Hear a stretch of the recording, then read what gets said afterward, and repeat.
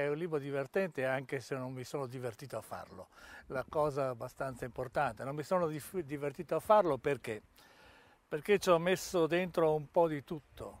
Si svolge in città, si svolge in campagna, si svolge in paese e racconta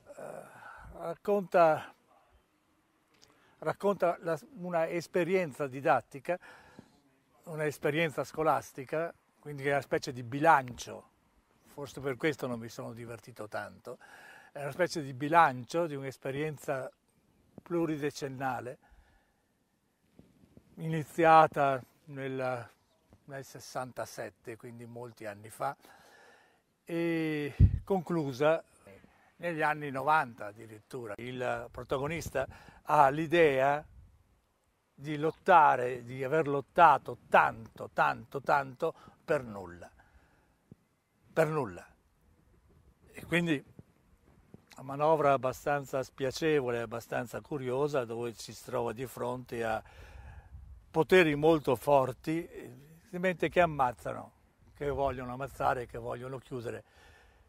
E di questo il protagonista si rende conto, che vuole chiudere la scuola di Stato, la scuola di questo paese, nato evidentemente, dovrebbe essere nato tanto tempo fa, con altri sogni e con altri ideali. D'altra parte anche la Costituzione stessa in qualche modo tendeva a garantire la scuola di Stato. Come sia diavolo sia andata a finire con la scuola di Stato, penso che sia sotto gli occhi di tutti ormai. Detto questo, poco prima che questo avvenisse, con sofferenze, con sofferenza interiore, il protagonista ha alzato bandiera bianca e è andato in pensione, evidentemente. Vi devo dire anche che il 6 maggio in Villa Benzi, alle ore 9 di sera, si terrà la presentazione con Sandro e con Luca.